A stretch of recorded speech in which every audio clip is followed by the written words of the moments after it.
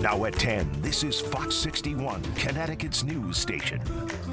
All she wanted to do is create her future to help her siblings out. That's all she ever wanted to do. Tonight, a family remembers their loved ones who died in a house fire early this morning.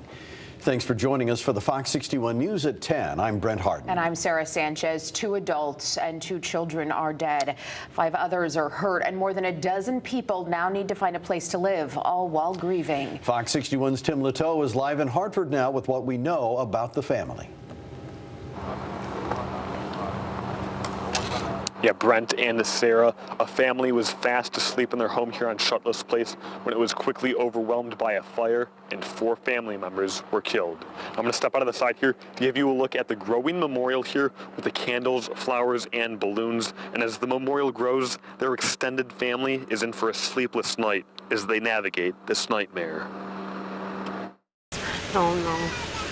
We don't know. We just got to figure out how we're going to bury them first and start from there. Put them to rest. That's all we worry right now. Where to go from here is what a family is wondering as they gather at a memorial they made beneath the charred remains of a home where 4 of their loved ones died and 4 others were injured, as well as a firefighter. Kateria Charles was the mother-in-law of 21-year-old Crystalie Hernandez. She finished school, got her job, got her cars, everything. She was planning to do cosmetology. She had her future. She was a good girl. Charles says Crystalie and her 2 sisters, Aisha and Soraya, did not survive, as well as Aisha's 3-year-old son, Josh. After conversations that Charles has had with other family members who survived, Charles believes Crystalie died in an act of heroism after initially escaping the flames. I think she went back to go save the other ones that was staying in the 2nd and 3rd floor. And tragically, she didn't make it out. The cause of the fire remains under investigation, but even when more answers are found, Charles says she will still be wondering, why my family? It's so sad, and our family's gonna need all the help they could get. They lost everything.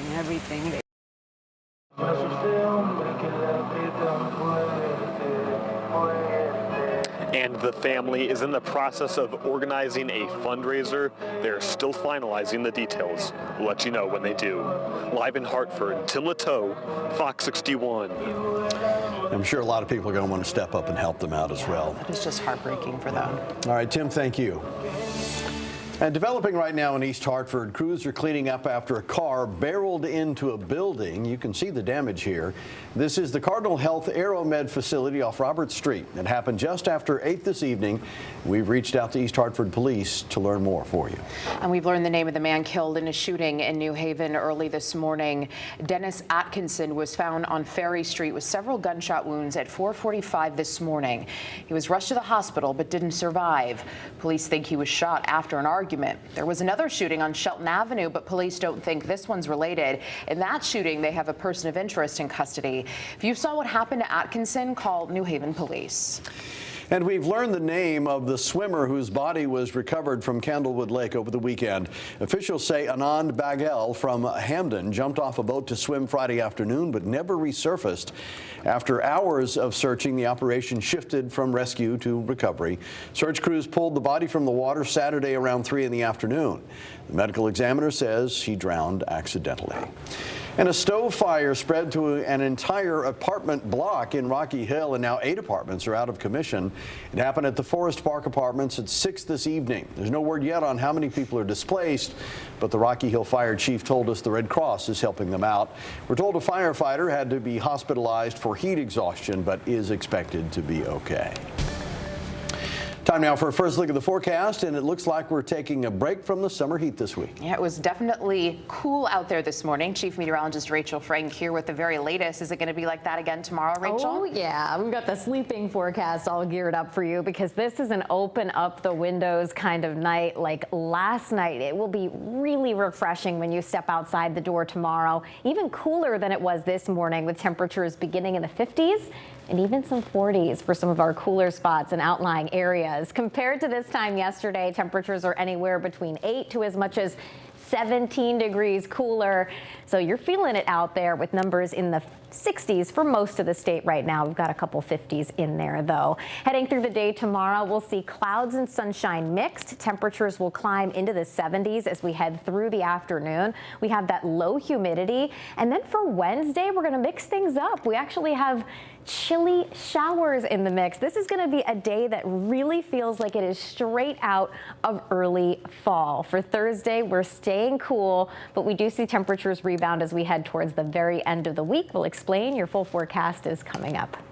Thank you, Rachel. It's been 1 year since the devastating flooding in the Naugatuck Valley. 3 people were killed. Today, the town of Oxford dedicated 2 benches and a plaque to honor 2 of the women who died. Fox 61's Alicia Hercules takes us there. 1 year later, a day of mourning has turned into a day of triumph and reflection for the people of Oxford. The loved ones of 2 of the flood victims hugged each other during the memorial ceremony to honor Ethelyn Joyner and Audrey Roskowski. Both women were swept away by floodwaters in Oxford last year. Now 2 benches and a plaque overlook Kirk Pond in their honor. Roskowski was remembered at the podium by her husband, Stephen. She would frequently not say grace whenever we got together for family occasions, but she was always sure to end the dinner with, "And may the force be with you." It's almost befitting that a force of nature took her life. Ethelyn Joyner's son, Chaz Brown, also spoke at the podium. He says there are so many moments he wishes he could share with his mother.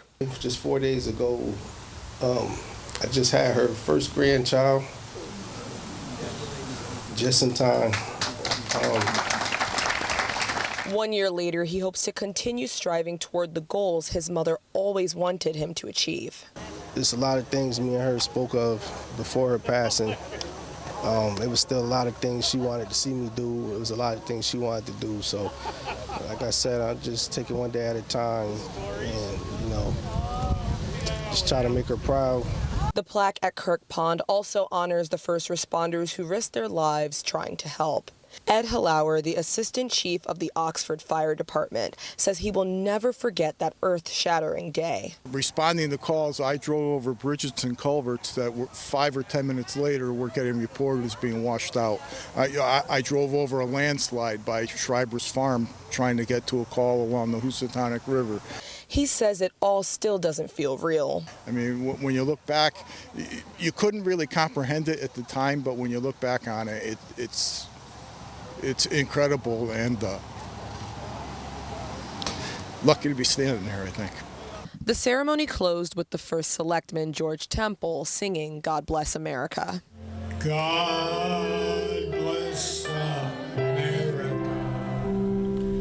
land that I love. Oxford officials say all are welcome to visit these benches to continue to remember the victims and never forget that day. In Oxford, Alicia Hercules, Fox 61. And as we look back on the August floods 1 year ago, one man is sharing what it was like on August 19th of 1955. That's when 2 hurricanes caused one of the worst natural disasters in our state's history. More than 80 people died across the state, 29 of them in Waterbury. Fox 61's Kay Pattyfoot talked to one man who served in the National Guard during that time.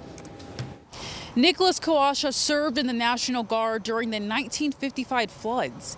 70 years later, he's recounting what it was like to be in the middle of recovery efforts. I think my father's in this scene right there with the helmet on in the back. He works with the power company. Nicholas Kawasha still remembers the flood of 1955, and at the Mattituck Museum in Waterbury, archival photos and videos remain of that horrific day. There was a little boy in there. There was a big house down there, North Riverside, and that was one of the first ones where I think a little boy, I was going to jump in the truck, but I wouldn't have been here.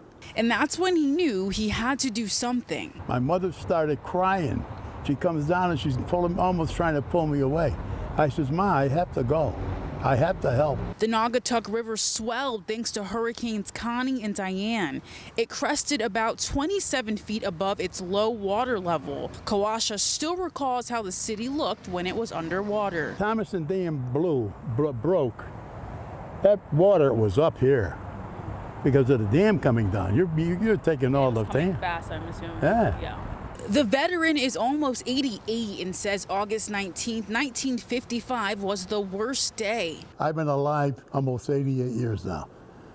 This is without a doubt, in my testimony, is the worst disaster has ever been in the state of Connecticut. According to the Mattituck Museum, 12 Sikorsky helicopters saved 297 people around Waterbury. Part of that operation included flying doctors and nurses to Waterbury hospitals from isolated areas. The State Guard and the Red Cross were mobilized. Kawasha has a book of the flood in his home. As he turns the pages, he remembers more. And here I am going down the street. Look at the water. I learned through this before and after the flood. Let's look out for one another. Kawasha said during the flood, everyone came together to help and hopes people continue those acts of service. In Waterbury, Kay Pattyfoot, Fox 61.